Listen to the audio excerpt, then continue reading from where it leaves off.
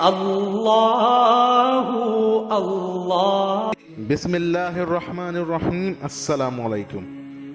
آپ سب کا ہماری چینل اسلامک حکایتیں میں خیر مقدم ہے۔ ناظرین، آج کی نبیوں کی نشست میں ہم ذکر کریں گے حضرت نوح علیہ السلام کا۔ حضرت آدم علیہ السلام کے بعد نوح علیہ السلام کا ذکر تو بنتا ہے۔ حضرت آدم علیہ السلام اور حضرت نوح علیہ السلام کے بیچ میں بھی کئی نبی آئے۔ حضرت نوح علیہ السلام کا ذکر قرآن میں ملتا ہے اور بہت سی جگہ ملتا ہے۔ حضرت نوح علیہ السلام کا مزار مبارک جارڈن میں ہے، حالانکہ روایت اور بھی موجود ہے۔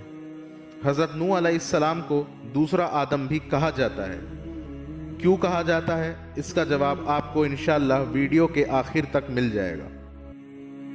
نوح علیہ السلام کا ذکر قرآن میں 43 مرتبہ آیا ہے، اور ایک قرآن میں سورت الگ سے سورہ نوح کے نام سے موجود ہے۔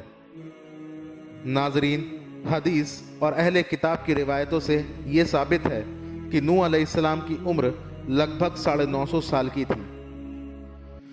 کئی اسلامک روایتوں سے یہ ثبوت ملتے ہیں کہ آپ نے نبوت کا اعلان 450 سال کی عمر میں کیا۔ آپ کو نبی اور رسول بنا کر آپ کی قوم کی طرف بھیجا گیا جو کہ کافر اور فاسق ہو چکی تھی۔ آپ نے لوگوں کو بت پرستش سے روکا اور خالص اللہ کی عبادت کی طرف متوجہ کیا۔ آپ ایک ایک شخص کو پکڑتے اور اس کو دین کی تبلیغ کرتے۔ آپ اپنی قوم کو اللہ کے عذاب سے ڈراتے۔ اس کے باوجود سوائے چند لوگوں کے آپ کی قوم ضد اور ہٹ دھرمی پر اڑی رہی۔ آپ قوم کے امیر بزرگوں کو سمجھاتے تو آپ کو برا بھلا کہتے تھے اور مارنے کو بھی دوڑ پڑتے تھے۔ اکثر نوح علیہ السلام سے قوم کے لوگ مخاطب ہو کر کہتے تھے کہ تم تو ہمارے جیسے ہی ایک عام انسان نظر آتے ہو، اگر تم عذاب ہمارے اوپر لا سکتے ہو تو لا کر دکھاؤ۔ ناظرین، نبیوں کو عام بشر کہنے والے لوگ آج سے ہی نہیں بلکہ زمانے سے اس دنیا میں موجود ہیں۔ نبی کی گستاخی کرنے والے کو توبہ بھی نصیب نہیں ہوتی۔ آپ کے کئی بار سمجھانے کے باوجود قوم جب اپنی ہٹ دھرمی اور کفر پر اڑی رہی تو آپ نے اللہ تعالیٰ سے مخاطب ہو کر کہا، اے اللہ، میں نے تمام کوششیں کر لیں اپنی قوم کو راہ حق پر لانے کی۔ میں نے انہیں محفلوں میں تبلیغ کی، اکیلے میں تبلیغ کی، لیکن وہ اپنی ہٹ دھرمی پر اڑے ہوئے ہیں۔ تو ان کفار اور مشرکین کو ختم کر دے، ایک بھی نہیں بچنا چاہیے سوائے میرے گھر والوں کے جن میں مومن ہیں، اور تمام مومنین کے۔ اللہ سبحانہ و تعالیٰ نے نوح علیہ السلام کی فریاد کو سنا اور انہیں ایک بہت بڑی سی ناؤ بنانے کو کہا، اور یہ بھی کہا کہ ان ظالم کفار کے لیے اب کوئی بات مجھ سے مت کرنا۔ نوح علیہ السلام نے ناؤ بنانے کی شروعات کر دی۔ صحیح روایت کے مطابق نوح علیہ السلام کی ناؤ 300 گز لمبی، 30 گز چوڑی تھی۔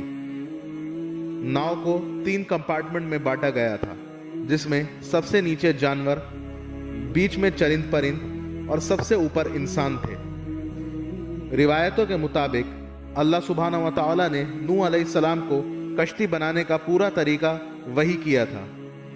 اللہ سبحانہ و تعالیٰ نے نوح علیہ السلام کو ایک اچھی، بڑی اور مضبوط کشتی تیار کرنے کی پوری وحی کی تھی، کیونکہ اس سے پہلے کبھی کشتی تیار نہیں ہوئی تھی۔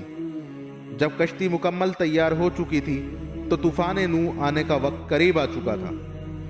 اللہ نے حضرت نوح علیہ السلام کو وحی کر رکھی تھی کہ جب تنور سے پانی باہر آ جائے تو کشتی میں مومنین کے ساتھ سوار ہو جانا۔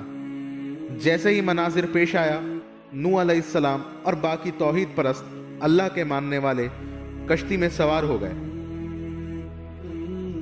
لوگوں میں نوح علیہ السلام کے 3 بیٹے سام، حام اور یافت، اور نوح علیہ السلام کا ایک بیٹا مشرکین کے ساتھ رہ گیا اور ناؤ میں سوار نہیں ہوا۔ نوح علیہ السلام کی اہلیہ بھی مشرکین کے ساتھ ڈٹی رہی اور ناؤ میں سوار نہیں ہوئی۔ روایتوں میں آتا ہے کہ مومنین کی کل تعداد جو ناؤ میں سوار ہوئی تھی وہ 80 تھی۔ جدا ہوتے وقت نوح علیہ السلام نے اپنے بیٹے کو پکارا، لیکن وہ اپنے کفر پر ڈٹا رہا۔ اس نے پہاڑ کی چوٹی پر جا کر پناہ لینے کی سوچی، لیکن اس کی سوچ بھی اسے نہیں بچا سکی۔ ناؤ کے اندر इंसान, जानवर और चरिंद परिंद मौजूद थे, सिवाय पानी में रहने वाले जानवरों के। अल्लाह ने नूह अलैहिस्सलाम को वही की थी कि हर जानवर और परिंद का एक जोड़ा नाव के अंदर ले ले। नाव पानी की लहरों और हवा की मदद से चलती रही और रिवायतों के मुताबिक 6 माह तक नाव में सफ़र जारी रहा। सारी तबाही और मुशरिकीन के ख़त्म होने के बाद अल्लाह ज़मीन को हुक्म देता है कि वो पानी की तबाही को जज़्ब कर ले और बादलों को मज़ीद पानी बहाने से रोक देता है। दुनिया में सिर्फ बचते हैं तो मोमिन और तौहीद परस्त। एक बार दुनिया फिर हर तरीके की गलत रस्म व रिवाज और गैरुल्लाह की परस्तिश से पाक हो जाती है। नूह अलैहिस्सलाम और उनकी कौम ज़मीन पर आबाद हो जाती है। आगे की जो दुनिया की नस्ल चलती है वह नूह अलैहिस्सलाम की औलादों से चलती है। बाकी नूह अलैहिस्सलाम के साथ जो लोग थे वो या तो बुढ़ापे होकर इंतकाल कर जाते हैं या जवानी में ही इंतकाल कर जाते हैं। इसलिए नूह अलैहिस्सलाम को दुनिया का दूसरा आदम भी कहा जाता है। नूह अलैहिस्सलाम अपनी ज़िंदगी की आखिर तक अपनी औलादों को और लोगों को यही नसीहत करते रहे कि वो हमेशा सिर्फ एक खालिस अल्लाह की इबादत करें और शिर्क और हर तरीके के गलत रस्म व रिवाज बिदत से दूर रहें जिससे अल्लाह नाराज़ होता है। तो नाजरीन, ये था नूह अलैहिस्सलाम का मुकम्मल वाक़या। उम्मीद है आपको आज की नशिस्त पसंद आई होगी। अगर आपको आज की नशिस्त अच्छी लगी तो हमारा वीडियो लाइक कीजिए, चैनल को सब्सक्राइब कीजिए और बेल आइकॉन दबाना बिल्कुल भी मत भूलिएगा ताकि मज़ीद नोटिफिकेशंस आपके पास आती जाती रहें। मज़ीद और नोटिफिकेशंस के लिए हमारा इंस्टाग्राम अकाउंट इस्लामिक हिकायतें फॉलो करना मत भूलिएगा। शुक्रिया।